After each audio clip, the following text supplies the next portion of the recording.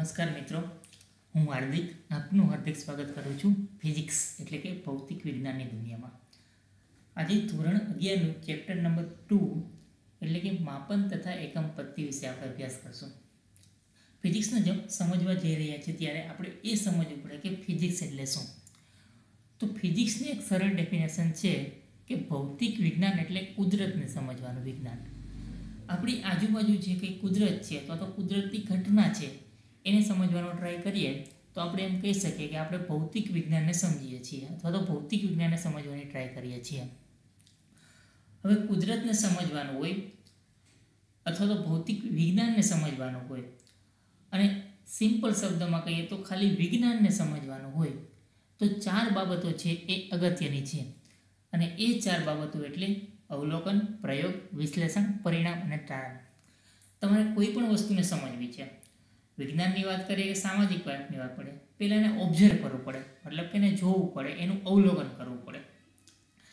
ભૌતિક વિજ્ઞાનની વાત કરીએ તો ગેલેલિયોએ કંઈક ટેલિસ્કોપ બનાવતા પહેલાં ખગોળીય ઘટના જોવાની ટ્રાય કરી હતી, નરી આંખે જોવાની ટ્રાય કરી હતી અને એમાંથી એને રસ થયો, રુચિ થઈ. પછી એને 2 સમાંતર લેન્સને ગોઠવીને અને એક ટેલિસ્કોપ બનાવ્યો.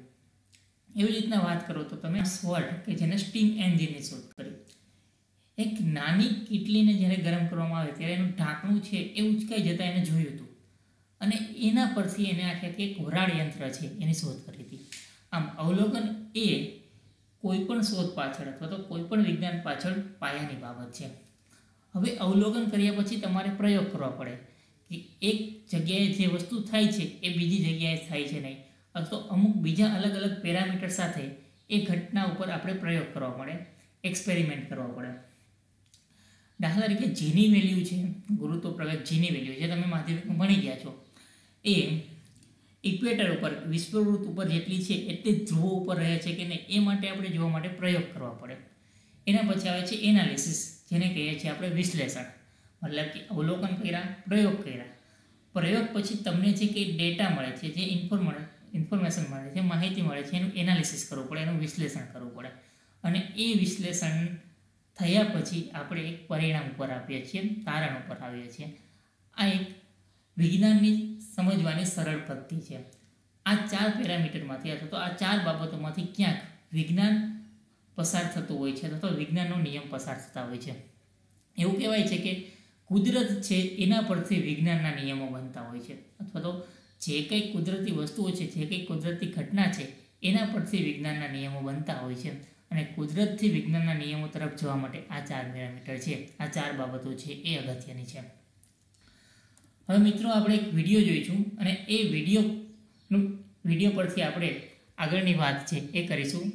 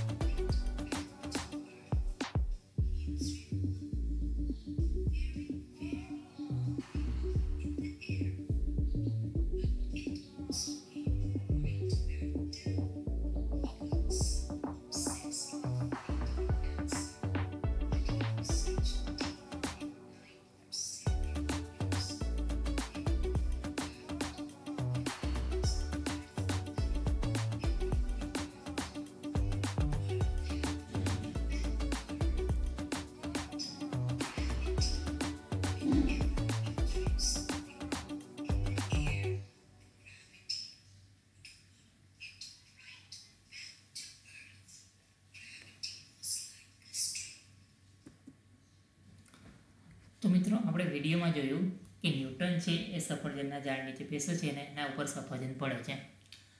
આ જે ઘટના છે એનું એ અવલોકન કરે છે અને આ જ વસ્તુ છે પ્રયોગ થ્રુ અલગ અલગ પદાર્થો, મતલબ કે પાંદડાને ઉપર નાખે છે તો એ પણ નીચે આવે છે, પછી પથ્થર છે એને ઉપર ફેંકે છે તો એ પણ નીચે આવે છે, દડો છે એને ઉપર ફેંકે છે તો એ નીચે આવે છે. એમ અલગ અલગ વસ્તુ માટે એ પ્રયોગ કરે છે અને પ્રયોગ અને વિચારણાના અંતે એક મહત્વની વસ્તુ છે એ ફાઇન્ડ આઉટ કરે છે, એ ડિસ્કવરી કરે છે અને એ છે ગુરુત્વાકર્ષણ, ગ્રેવિટી. હવે આ એક ભૌતિક વિજ્ઞાનના ગુરુત્વાકર્ષણ છે એ ભૌતિક વિજ્ઞાનનું એક પાયાનું જ્ઞાન છે, તો પાયાની સમજ છે. પણ એ શોધતા પહેલાં ન્યૂટનને અમુક વસ્તુ અથવા તો એનું વર્ણન કરવા માટે અમુક શબ્દોની જરૂર પડી. દાખલા તરીકે એને એક અમુક ક્વેશ્ચન થયા હતા અને એક ક્વેશ્ચન છે એનો આપણે આન્સર આપવા જઈએ તો આપણે અમુક શબ્દો છે એનો આપણે ઉપયોગ કરવો પડે અથવા તો અમુક પેરામીટર છે એનો આપણે ઉપયોગ કરવો પડે. દાખલા તરીકે સફરજન છે એ કેટલી ઊંચાઈથી એના માથા પર પડે છે, સફરજન છે એનું વજન કેટલું છે, સફરજન છે એનું દળ કેટલું છે, સફરજન કેટલા વેગથી એના માથા પર પડે છે, સફરજન જ્યારે ઉપરથી નીચે પડે છે ત્યારે કેટલો સમય લાગે છે. આમ આ જે વસ્તુ હું બોલ્યો એમાં ઊંચાઈ, સમય, વેગ, ઝડપ, દળ, આ બધા શબ્દો છે એ આપણે એક ઘટના બની છે એને સમજાવવા માટે ક્યાંક ઉપયોગમાં લઈએ છીએ અને આ જે શબ્દો છે એને નામ આપશું આપણે ભૌતિક રાશિ. હવે આ બધા શબ્દો છે તમારા માટે કંઈ નવા નથી, તમે એને ડેઇલી લાઈફમાં ક્યાંક ને ક્યાંક ઉપયોગ કરો જ છો કે અંતર છે, સમય છે, ઝડપ છે, દળ છે, એનો આપણે ક્યાંક ને ક્યાંક ઉપયોગ કરીએ છીએ. અને ઉપયોગ શા માટે કરીએ છીએ તો કોઈ પણ એક વસ્તુ છે અથવા તો કોઈ પણ એક વિજ્ઞાન છે, વૈજ્ઞાનિક ઘટના છે એને સમજાવવા માટે આપણે એ શબ્દોનો ઉપયોગ કરીએ છીએ. તો આ જે શબ્દો છે એને આપણે કહીશું ભૌતિક રાશિ. પણ આ શબ્દોની ખાસિયત એ છે કે આપણે આ શબ્દોને કંઈ ડાયરેક્ટલી યુઝ નથી કરતા. દાખલા તરીકે આપણે જોઈએ તો કોઈ પૂછે કે કોઈને પૂછે કે તારું ઘર છે અહીંથી કેટલું છે તો તમે એમ કહો કે 1 કિલોમીટર મારું ઘર છે, મારું ઘર છે અહીંથી દૂર છે. તો 1 કિલોમીટર છે તમે ઇનડાયરેક્ટલી વાપરો છો અંતર માટે. એવી રીતના તમને કોઈ પૂછે કે તમારી હાઇટ કેટલી છે તો તમે એમ કહો છો મારી હાઇટ છે એ 5 ફૂટ છે અથવા તો 125 સેન્ટીમીટર છે, આપણે રફલી લઈએ તો 125 સેન્ટીમીટર છે તો 5 ફૂટ એ તમે ઊંચાઈ માપો છો, પણ એ ઊંચાઈ ઇનડાયરેક્ટલી તમે કેમાં લ્યો છો? ફૂટ અથવા તો અંતરમાં. કોઈ તમને પૂછે કે તું મેક્સિમમ કેટલે સ્પીડથી બાઇક ચલાવી શકે છે અથવા તો બાઇક ચલાવે ત્યારે તારી સ્પીડ છે મહત્તમ કેટલા સુધી તું પહોંચાડી શકે તો તમે કહેશો કે 70 કિલોમીટર પ્રતિ કલાક અથવા તો 80 કિલોમીટર પ્રતિ કલાક.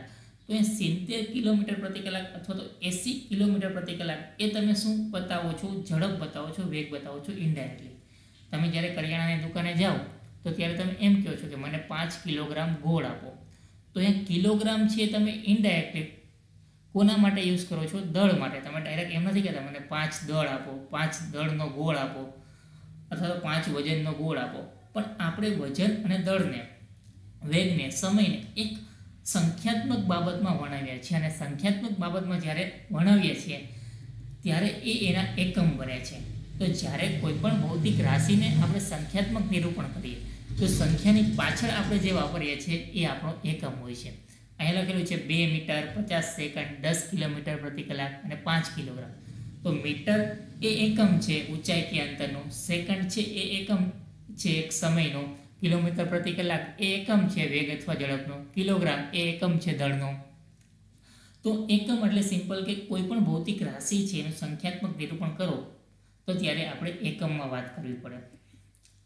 હવે ભૌતિક રાશિ છે એનો એકમ આપણે જોયું કે સંખ્યાત્મક નિરૂપણ આપણે કરીએ છીએ, પણ એ સંખ્યાત્મક નિરૂપણ સાથે એક વસ્તુ આપે છે ને એ વસ્તુ શું છે કે પ્રમાણ કરે છે ને પ્રમાણિત કરે છે. દાખલા તરીકે અંતરની વાત કરીએ તો આપણે બોલીએ કે 5 સેન્ટીમીટર, તો એ સેન્ટીમીટર એ શું કરે છે? અંતરને પ્રમાણિત કરે છે કે નહીં, સેન્ટીમીટરની વાત આવે એટલે અંતરની જ વાત હશે. તમે એમ કહો કે અહીંથી મારું ગામ છે 100 કિલોમીટર દૂર છે, તો કિલોમીટર છે પ્રમાણિત કોને કરે છે? અંતરને કરે છે. તો ભૌતિક રાશિના એકમની વ્યાખ્યા આપવી હોય તો આપણે એવું કહી શકીએ કે કોઈ રાશિના પ્રમાણિત માપને તે ભૌતિક રાશિનો એકમ કહે છે. તો રાશિને જે પ્રમાણિત કરે છે ને પ્રમાણિત કરે છે એનું આપણે માપ લઈએ તો આપણે ભૌતિક રાશિનો એકમ મળે. તમને તમારો ફ્રેન્ડ એમ કહે કે કેટલા હવે તું સ્કૂલે ક્યારે આવીશ તો તમે એમ કહેશો બસ 1 જ મિનિટમાં પહોંચ્યું. તો તો અહીંયા મિનિટ શું કરે છે? સમયને પ્રમાણિત કરે છે. તમને કોઈ પૂછે કે તારું વજન કેટલું છે, તો તમે એમ કહો કે 50 કિલોગ્રામ છે કે 60 કિલોગ્રામ છે, તો 50 કિલોગ્રામ અને 60 કિલોગ્રામ એ શું કરે છે? તો દળને પ્રમાણિત કરે છે. તો કોઈ રાશિના પ્રમાણિત માપને તે ભૌતિક રાશિનો એકમ કહીએ છીએ. હવે એકમ કેવો હોવો જોઈએ? લાસ્ટ આપણું ટાઇટલ હતું કે ભૌતિક રાશિનો એકમ કેવો હોવો જોઈએ. તો એના 3 પોઈન્ટ છે અને એ 3 પોઈન્ટ આઈએમપી છે. એમાં પહેલો પોઈન્ટ છે કે એકમનું માપ નિશ્ચિત અને સ્પષ્ટ હોવું જોઈએ. અહીંયા નિશ્ચિત એટલે શું? કે એકવાર ફિક્સ કરી દીધું. દાખલા તરીકે આપણે લઈએ કે 1 કિલોમીટર બરાબર 1000 મીટર. તો 1 કિલોમીટર બરાબર 1000 મીટર એ શું થઈ ગયું? કે નિશ્ચિત થઈ ગયું એકવાર. હવે એકવાર નિશ્ચિત થઈ ગયું તો એ બધી જગ્યાએ નિશ્ચિત હોવું જોઈએ. તમે અહીંયા ઇન્ડિયામાં જુઓ કે 1 કિલોમીટર બરાબર 1000 મીટર થાય છે, તો અમેરિકા જાઓ તો ત્યાં પણ 1 કિલોમીટર બરાબર 1000 મીટર જ હોવું જોઈએ. એને આપણે કહીએ છીએ નિશ્ચિત. અને સ્પષ્ટ એટલે કે જે કંઈ વસ્તુ છે એ બધા માટે દેખીતી હોવી જોઈએ કે નહીં, 1 કિલોમીટર છે એ 1000 કિલોમીટર 1 કિલોમીટર બરાબર 1000 મીટર જ થાય છે. તમે જુઓ તો અહીંયા આકૃતિમાં એક સ્કેલ ડ્રો કરેલી છે. સ્કેલમાં 1 સેન્ટીમીટર છે, સ્પષ્ટ રીતે તમે જોઈ શકો છો. તો આ 1 સેન્ટીમીટર અમેરિકામાં જાઓ કે ઇન્ડિયામાં જાઓ કે ચાઇનામાં જાઓ, બધે 1 સેન્ટીમીટર છે એનું માપ નિશ્ચિત હોય છે અને એ સ્પષ્ટ રીતે થયેલું હોય છે. પછી બીજા પિક્ચર છે એમાં દોરેલી છે ઘડિયાળ. તો જ્યારે ઘડિયાળમાં આપણે ખબર છે કે 60 મિનિટ એટલે 1 કલાક થાય, તો ઇન્ડિયામાં 60 મિનિટ એટલે 1 કલાક થાય, તો અમેરિકામાં પણ 60 મિનિટ એટલે 1 કલાક જ થાય. તો એક નિશ્ચિતતા બતાવે છે. એટલે એકમનું માપ નિશ્ચિત અને સ્પષ્ટ હોવું જોઈએ. સેકન્ડ પોઈન્ટ છે એકમ તેના માપમાં ફેરફાર ના થાય તેવો હોવો જોઈએ, તેમજ તેને વ્યાખ્યાયિત કરતી જો કોઈ ઘટના હોય તો એ ઘટના કાયમ હોવી જોઈએ. હવે આપણે આગળ વાત કરીએ એમ કે એકવાર એનું માપ નક્કી કરી દીધું તો એ માપ કેવું હોવું જોઈએ? ફેરફાર ના થાય તેવું હોવું જોઈએ, એ નિશ્ચિત જ હોવું જોઈએ. તો એકમ તેના માપમાં ફેરફાર ના થાય એવો હોવો જોઈએ. મતલબ કે આપણે નક્કી કર્યું છે કે 1 કિલોમીટર બરાબર 1000 મીટર, તો એ બધી જગ્યાએ સેમ રહેવું જોઈએ, એમાં કોઈ ફેરફાર થવો ન જોઈએ. હવે જો એને કોઈ વ્યાખ્યા મળે છે, દાખલા કે આપણે આગળ જતાં જોઈશું કે ભૌતિક રાશિ છે, મૂળભૂત ભૌતિક રાશિ, એની વ્યાખ્યા છે અને એ વ્યાખ્યા છે એ બધે કાયમી હોય છે. એ અહીંયા હોય તો પણ ભલે, ઇન્ડિયામાં હોય તો પણ ભલે, પણ એ વ્યાખ્યા કેવી હોવી જોઈએ? કાયમી હોવી જોઈએ. હવે સવારે કંઈક તમે બીજી વ્યાખ્યા કરો ને સાંજે બીજી વ્યાખ્યા કરો તો એ ના ચાલે. તો એકમને જે કોઈ વ્યાખ્યા મળે છે એ કાયમી હોવી જોઈએ. ત્રીજો પોઈન્ટ છે એનો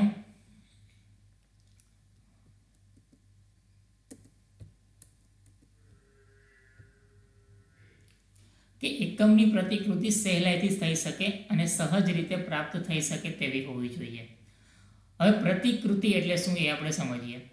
તો પ્રતિકૃતિ એટલે કે એની કોપી, એની રેપ્લિકા છે, એને આપણે કહેવાય છે પ્રતિકૃતિ. મતલબ કે તમારી એક અહીંયા સ્કેલ આપેલી છે, તો આવી હજારો સ્કેલ તમે સહેલાઈથી બનાવી શકતા હોવો જોઈએ અને એ હજારો સ્કેલમાં છે તમને સહેલાઈથી પ્રાપ્ત થતી હોવી જોઈએ. તો કોઈ પણ એકમ છે એની પ્રતિકૃતિ મતલબ કે એની કોપી, એની રેપ્લિકા છે, તમે સહેલાઈથી બનાવી શકો અને સહેલાઈથી પ્રાપ્ત કરી શકો તેવી હોવી જોઈએ.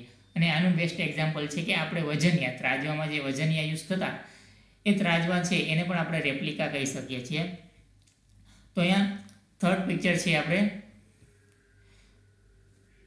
વજનિયા છે એનું લઈશું. આ છે વન ટાઈપ ઓફ રેપ્લિકા છે. કોની છે? 1 કિલોગ્રામ છે, 5 કિલોગ્રામ છે, નાના દળના પણ વજનિયા છે. તો એની વાત આપણે કરવામાં આવે છે. હવે આના પછીનો ટોપિક આપણે જવાના છે કે એકમોના ટાઈપ લેવાના છે. અને એ એકમોના ટાઈપમાં મૂળભૂત અને સાધિત એવા 2 શબ્દ આવે છે. મૂળભૂતને આપણે કહીએ છીએ અંગ્રેજીમાં ફંડામેન્ટલ અને સાધિતને કહીએ છીએ ડિરાઇવ. તો આ 2 શબ્દ પહેલાં સમજીએ કે મૂળભૂત શું છે અને સાધિત શું છે. હવે ફંડામેન્ટલ કે મૂળભૂત છે એને સરળ ભાષામાં કેવું હોય તો આપણે એમ કહેવાય કે પાયાનું. પાયો એટલે શું? આપણે મકાન યાદ આવે. મકાન જેના ઉપર ઊભું થાય છે એને આપણે એવું કહીએ છીએ કે પાયો. મતલબ કે એનાથી નીચે કંઈ નથી હોતું, એક સ્વતંત્ર હોય છે. તો અહીંયા મૂળભૂત અથવા તો ફંડામેન્ટલ કઈ રીતના છે આપણે જોઈએ. જો તમારે વાંચતા શીખવું હોય તો તમારે બારાક્ષરી શીખવી પડે, અને બારાક્ષરી શીખવી હોય તો તમારે કક્કો શીખવો પડે. તમારે કક્કો શીખવો હોય તો તમારે કક્કો જ શીખવો પડે, કથિક ના. એની નીચે કાંઈ નથી આવતું. જેમ વાંચવામાં બારાક્ષરી આવે છે ને બારાક્ષરીમાં કક્કો આવે છે, તો કક્કાની નીચે કાંઈ ન આવતું હોવાથી એક સ્વતંત્ર બને છે. અને સ્વતંત્ર બને છે એટલા માટે એ મૂળભૂત છે, એ ફંડામેન્ટલ છે. તો જેનું પોતાનું સ્વતંત્ર અસ્તિત્વ છે એને આપણે કહીએ છીએ મૂળભૂત ફંડામેન્ટલ. અને સ્વતંત્ર પછી પરથી તમે જે કંઈ ડિરાઈવ કરો છો અથવા તો મેળવો છો, મતલબ કે બારાક્ષરી તમે કેના પરથી મેળવો છો? કકા પરથી. તો કોઈકના પરથી તમે મેળવો ત્યારે એ તમારું સાધિત બને છે, ડિરાઈવ બને છે. તો બારાક્ષરી છે સાધિત થશે. વાંચન છે એ પણ કેમાંથી આવે છે? બારાક્ષરી આવડતી હોય તો આવડે, તમને કક્કો આવડતો હોય તો આવડે.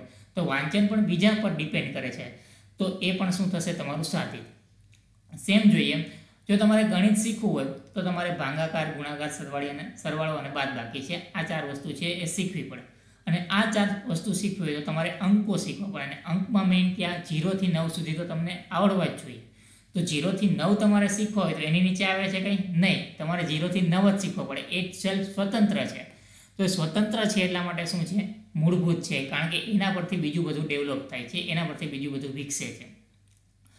તો અહીંયા ભાગાકાર, ગુણાકાર, સરવાળા, બાદબાકી છે એ અંક ઉપરથી નક્કી થાય છે, એટલે એ સાધિત બને છે. ગણિત છે એ ભાગાકાર, ગુણાકાર, સરવાળા, બાદબાકી પર ડિપેન્ડ કરે છે અને અંક પર ડિપેન્ડ કરે છે, એટલે એ સાધિત બને છે. જ્યારે કલમ, ઘટાડો અને અંક એ સ્વતંત્ર છે એટલા માટે એ મૂળભૂત બને છે. સિમ્પલ ટર્મમાં જે સ્વતંત્ર છે કે જેના નીચે કંઈ નથી આવતું, પોતાનું એક અલગ અસ્તિત્વ ધરાવે છે, જેને આપણે મૂળભૂત કહીશું. અને સ્વતંત્ર પર છે તો મૂળભૂત પરથી આપણે કંઈક મળશે તો એને આપણે સાધિત કહીશું. તો આપણે નેક્સ્ટ આપણે જોઈશું કે રાશિ છે આપણી ભૌતિક રાશિ, એના ટાઈપ્સ કેટલા છે?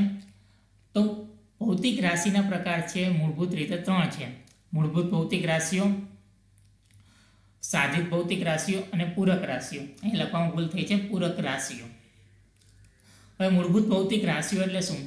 તો જેનું સ્વતંત્ર અસ્તિત્વ હોય, એની નીચે બીજી એક પણ રાશિ ન હોય, તો એ રાશિ બીજી કોઈ પણ રાશિ પર આધાર રાખતી ના હોય, એને આપણે કહેશું મૂળભૂત ભૌતિક રાશિઓ. ટોટલ 7 છે. લંબાઈ, દળ, સમય, વિદ્યુત પ્રવાહ, તાપમાન, જ્યોતિ તીવ્રતા અને દ્રવ્યનો જથ્થો. આ પહેલી 4 છે, આમ તો 5: લંબાઈ, દળ, સમય, વિદ્યુત પ્રવાહ અને તાપમાન. એની સાથે તમે સારી રીતના પરિચિત છો, એ તમને ક્યાંક માધ્યમિકમાં આવી ગયું છે. જ્યોતિ તીવ્રતા અને દ્રવ્યનો જથ્થો, આ 2 તમારા માટે નવી છે અને એ આગળ જતાં આપણે ડિટેલમાં જોઈશું. અત્યારે તમારે નામ જ યાદ રાખવાના છે. આ બાજુ આવે છે સાધિત ભૌતિક રાશિઓ. હવે સાધિત એટલે શું? આપણે જોયું કે બીજા કોઈ પર ડિપેન્ડ કરતું હોય, બીજા કોઈ પણ આધાર રાખતું હોય. તો સાધિત ભૌતિક રાશિઓ એટલે શું? તો જે રાશિઓ મૂળભૂત ભૌતિક રાશિઓમાંથી મળે છે એને આપણે સાધિત ભૌતિક રાશિઓ કહીએ છીએ. આ એક્ઝામ્પલ આપેલા છે કે વેગ. તો વેગ એટલે આપણે ખબર છે કે કાપેલું અંતર એના છેદમાં સમય, અથવા તો પથ લંબાઈ એના છેદમાં સમય. તો વેગ છે કોના ઉપર ડિપેન્ડ કરે છે? અંતર અને સમય ઉપર ડિપેન્ડ કરે છે. અંતર છે એ કઈ રાશિ છે? મૂળભૂત ભૌતિક રાશિ છે. અને સમય પણ મૂળભૂત ભૌતિક રાશિ છે. એટલે વેગ છે એ બીજી 2 રાશિ ઉપર ડિપેન્ડ કરે છે, એટલા માટે એ બને છે સાધિત ભૌતિક રાશિ. પ્રવેગની વ્યાખ્યા, જેને આપણે એક્સેલરેટર કહીએ છીએ, એની વ્યાખ્યા એવી થાય છે કે વેગના છેદમાં સમય, અથવા તો વેગમાં થતો ફેરફાર એના છેદમાં તે માટે લાગતો સમય. તો એ સમય એ મૂળભૂત ભૌતિક રાશિ છે અને વેગ છે સાધિત ભૌતિક રાશિ છે. પણ આપણે ઇન શોર્ટ એટલું કહી શકીએ કે પ્રવેગ છે બીજી 2 રાશિ ઉપર ડિપેન્ડ કરે છે, એટલે એ સાધિત ભૌતિક રાશિમાં આવશે. ક્ષેત્રફળ, લંબાઈ ગુણ્યા લંબાઈ ગુણ્યા પહોળાઈ પણ આપણે લઈ શકીએ, પણ ચોરસની વાત હોય તો કહી શકીએ કે લંબાઈ ગુણ્યા લંબાઈ. તો ક્ષેત્રફળ છે બીજી 2 રાશિ ઉપર ડિપેન્ડ કરે છે, એના પર આધાર રાખે છે, એટલે ક્ષેત્રફળ પણ એ સાધિત ભૌતિક રાશિ થશે. કાર્ય છે એ પણ 2 ભૌતિક રાશિ ઉપર ડિપેન્ડ કરે છે, બળ અને સ્થાનાંતર. તો બળ ગુણ્યા સ્થાનાંતર લઈએ છીએ તો આપણે કાર્ય મળે છે. તો કાર્ય છે બીજી 2 રાશિ પર ડિપેન્ડ કરતો હોવાથી એ સાધિત ભૌતિક રાશિ થશે. અહીંયા આવે છે પૂરક રાશિઓ. પૂરક રાશિઓ છે મેઇનલી 2 છે, સમતલ કોણ અને ઘનકોણ. 2 ખૂણાની વાત છે અને એ કેમ પૂરક બને છે એ આપણે ડિટેલમાં છે એ જોઈશું નેક્સ્ટ વિડીયો લેક્ચરમાં. હવે એની વ્યાખ્યા લઈ લઈએ કે મૂળભૂત ભૌતિક રાશિઓ કઈ શું છે અને સાધિત ભૌતિક રાશિઓ શું છે. મૂળભૂત ભૌતિક રાશિઓ છે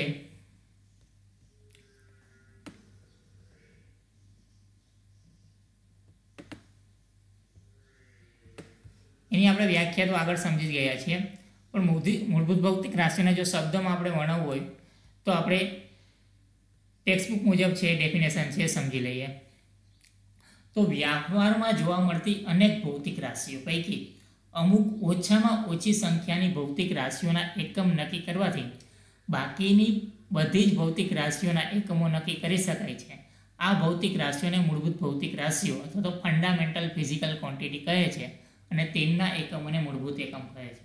આગળ વાત કરીએ એ મુજબ જ કે ઓછામાં ઓછી તમે રાશિ નક્કી કરો. આપણે ફિઝિક્સમાં 7 છે ઓછામાં ઓછી રાશિ છે નક્કી કરેલી છે. એ રાશિનો ઉપયોગ કરીને તમે અનેક બીજી ભૌતિક રાશિ આપણે બનાવી શકીએ છીએ, તો એના એકમો છે આપણે નક્કી કરી શકીએ છીએ. તો આ જે ઓછામાં ઓછી રાશિ છે કે જેના ઉપર બીજી રાશિ છે ડેવલપ થઈ શકે, એ બીજી રાશિ છે એના ઉપરથી આપણે ઉત્પન્ન કરી શકીએ, તો એ રાશિને આપણે કહેશું મૂળભૂત ભૌતિક રાશિઓ, અને એ રાશિના જે એકમો છે એને આપણે કહેશું મૂળભૂત એકમો. આપણે મૂળભૂત ભૌતિક રાશિઓ છે જોઈ લઈએ. એક છે લંબાઈ. લંબાઈના એકમ છે મીટર છે અને એની સંજ્ઞા છે એ સ્મોલ એમ છે. હવે મીટર છે એનો એસઆઈ એકમ છે, એ સિવાય એના યુનિટ છે સેન્ટીમીટર છે, કિલોમીટર છે, એ બધા એકમથી તમે પરિચિત છો. બીજી ભૌતિક રાશિ છે દળ. એનો એસઆઈ એકમ છે કિલોગ્રામ, સંજ્ઞા છે સ્મોલમાં કેજી. નાના એકમમાં તમે ગ્રામ પણ લઈ શકો, મિલીગ્રામ પણ લઈ શકો. સમય છે ત્રીજી રાશિ, એનો એકમ છે સેકન્ડ, સંજ્ઞા સ્મોલ એસ. મિલી સેકન્ડ પણ એનો નાનો એકમ છે, મિનિટ છે, કલાક છે, એ સમયના મોટા એકમ છે. ચોથી રાશિ છે વિદ્યુત પ્રવાહ, જેનો એકમ છે એમ્પિયર. નાનો એકમ લેવો હોય તો મિલી એમ્પિયર, માઇક્રો એમ્પિયર એનાથી નાનો, સંજ્ઞા છે સ્મોલ એમ. થર્મોડાયનેમિક તાપમાન, જેને તમે તાપમાન પણ કહી શકો, એના એકમનું નામ છે કેલ્વિન, સંજ્ઞા છે સ્મોલ કે.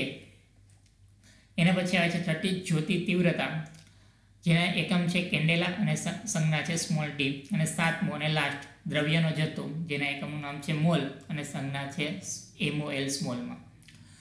હવે એના પછી આપણે જોઈએ કે સાધિત ભૌતિક રાશિ છે એ કઈ કઈ છે. તો સાધિત ભૌતિક રાશિને આપણે ડેફિનેશન આપ્યું હોય તો સિમ્પલ કે મૂળભૂત રાશિઓ પરથી મેળવેલ બાકીની ભૌતિક રાશિઓને સાધિત ભૌતિક રાશિઓ કહે છે, અને તેના એકમો છે એને સાધિત એકમો કહીએ છીએ. એક્ઝામ્પલ પહેલાં લીધું હતું એ જ એક્ઝામ્પલ એ કે વેગ એટલે શું થાય છે, કાપેલ અંતર એના છેદમાં સમય. તો આપણે ખબર પડી ગઈ કે વેગ છે એ ભૌતિક રાશિ છે, સાધિત ભૌતિક રાશિ છે. પણ સાધિત એકમ એટલે શું, તો વેગનો એકમ આપણે મેળવવો હોય તો કોના ઉપર ડિપેન્ડ કરે છે, તો બે વસ્તુ ઉપર ડિપેન્ડ કરે છે, અંતરના એકમ ઉપર અને સમયના એકમ ઉપર. અંતરનો એકમ છે મીટર અને એના છેદમાં સમયનો એકમ આપણે સેકન્ડ લઈએ, તો મીટરના છેદમાં સેકન્ડ છે એ આપણે એકમ મેળવીએ છીએ, તો આ એકમ કોનો બને છે, વેગનો, મીટરના છેદમાં સેકન્ડ. પણ એ એકમ આપણે બીજી બે રાશિના એકમ પરથી મેળવેલો છે, એટલા માટે એ શું બનશે, સાધિત એકમ છે એ બનશે. સેકન્ડ એક્ઝામ્પલ લઈએ આપણે પ્રવેગ. તો પ્રવેગ છે એની વ્યાખ્યા આપણે આપવી હોય તો આપણે એમ કહી શકીએ કે વેગમાં થતો ફેરફાર એના છેદમાં એના માટે લાગતો સમય. સિમ્પલ, વેગના છેદમાં સમય. તો આ પ્રવેગનો આપણે એકમ મેળવવા જઈએ તો આપણે શું કરવું પડે, વેગનો એકમ લેવો પડે અને એના છેદમાં સમયનો એકમ લેવો પડે. તો વેગનો એકમ છે મીટર ઇન્ટુ સેકન્ડ ઇનવર્સ અને એના છેદમાં સેકન્ડ, અને આને તમે સિમ્પ્લિફાય કરો તો તમને મળશે મીટર ઇન્ટુ સેકન્ડ અને એની -2 ઘાત. તો આ જે એકમ છે એ પ્રવેગનો એકમ છે આપણે બીજી બે રાશિ પરથી મેળવ્યો છે, એટલા માટે એ સાધિત એકમ થશે. ત્રીજું એક્ઝામ્પલ લઈએ આપણે, તો એ એક્ઝામ્પલ છે ક્ષેત્રફળનું. આપણે આગળ વાત કરી હતી એ પ્રમાણે ક્ષેત્રફળ છે લંબાઈ અને લંબાઈ ગુણ્યા લંબાઈ, એટલે બે રાશિ ઉપર ડિપેન્ડ કરે છે. એનો એકમ બને છે મીટર સ્ક્વેર, કારણ કે એ બે મૂળભૂત રાશિઓના ગુણાકાર કરવાથી મળે છે. તો અહીંયા મીટર સ્ક્વેર છે એ આપણા માટે સાધિત થશે. લાસ્ટ એક્ઝામ્પલ લઈએ આપણે કાર્ય. તો કાર્ય એટલે શું થાય છે, એની વ્યાખ્યા છે બળ ગુણ્યા સ્થાનાંતર. બળનો એકમ છે kilogram into metre upon second square, અને એને ગુણાકારમાં આપણે લેવું પડે મીટર, સ્થાનાંતર માટે મીટર એમ, સ્થાનાંતરનો એકમ મીટર છે. હવે એને તમે સિમ્પ્લિફાય કરો તો કાર્યનો એકમ મળે છે kilogram into metre square into second -2 ઘાત. તો અહીંયા આ જે એકમ છે કાર્યનો એ બીજી બે રાશિ પરથી મેળવ્યો છે, એટલા માટે એ સાધિત એકમ બનશે. ઓકે, હવે આના પછી આપણને આવે છે પૂરક એકમો. પણ પૂરક એકમો છે આપણે નેક્સ્ટ વિડીયો લેક્ચરમાં ભણશું. આજે આપણે અહીંયા સુધી છે રાખીએ, નેક્સ્ટ લેક્ચરમાં આપણે પૂરક એકમોથી છે આપણે વાત કરશું. હવે જતાં એક એક્ટિવિટી છે મારે તમને આપવાની છે, અને એ એક્ટિવિટીમાં હું તમને એક વાર્તા કહીશ. આ વાર્તામાં જે કંઈ શબ્દો યુઝ થયા છે, જે કંઈ શબ્દ ઉપયોગ થયા છે, એ વાર્તા એ શબ્દોમાંથી જ્યાં કે ભૌતિક રાશિ આવે છે, તમને દેખાય કે આ ભૌતિક રાશિ છે, એ ભૌતિક રાશિ અને એ ભૌતિક રાશિનો એકમ છે એ તમારે મને કમેન્ટ બોક્સમાં જણાવવાનો છે. હું વાર્તા એકવાર વાંચી જાઉં છું અને તમે એનો સ્ક્રીનશોટ પણ લઈ શકો છો, અને સ્ક્રીનશોટ પરથી મને કોમેન્ટ બોક્સમાં એના આન્સર આપવાના છે. વાર્તા હું વાંચવાનું સ્ટાર્ટ કરું છું. એક રાજા હતો, તેના રાજ્યનું ક્ષેત્રફળ વિશાળ હતું. રાજાની ઊંચાઈ ખૂબ જ નાની હતી, વધીને 12 સેન્ટીમીટર જેટલી, અને તેનું દળ ખૂબ જ વધુ હતું, 100 કિલોગ્રામ જેટલું. તેને તેના રાજ્યની એક કન્યા ખૂબ જ પસંદ હતી. રાજાની તેની સાથે લગ્ન કરવાની તીવ્ર ઈચ્છા હતી, પરંતુ સમસ્યા એ હતી કે તેણીની ઊંચાઈ 120 સેન્ટીમીટર હતી. રાજાએ આ સમસ્યા એક વખત તેના મંત્રીને કહી. મંત્રીએ ઉકેલ આપતા કહ્યું, તમારે તપસ્યા કરવી પડશે અને એ માટે તમારે જંગલમાં અત્યંત વેગવાળો પવન અને ઉનાળાનો ધમધોકડ તાપમાન સહન કરવું પડશે. રાજા આ કાર્ય કરવા માટે તૈયારી બતાવી. તેને 10 વર્ષ સુધી તપ કર્યું અને અંતે ભગવાન પસંદ થયા. રાજાએ જોઈતું વરદાન માગ્યું. રાજાની ઊંચાઈ પેલી કન્યા જેટલી થઈ. પછી રાજાએ લગ્ન પ્રસ્તાવ મૂક્યો. કન્યાએ પણ એ સ્વીકાર કર્યો અને તે રાણી બની. આમ રાજા રાણીએ વર્ષો સુધી રાજ કર્યું, ખાધું પીધું અને રાજ કર્યું. હવે આજે વાર્તામાં છુપાયેલી ભૌતિક રાશિ છે અને એના એકમો છે એ તમારે મને કોમેન્ટ બોક્સમાં જણાવવાનું છે. અને સાથે સાથે તમારે એ પણ જણાવવાનું છે કે આ વિડીયો તમને કેવો લાગ્યો.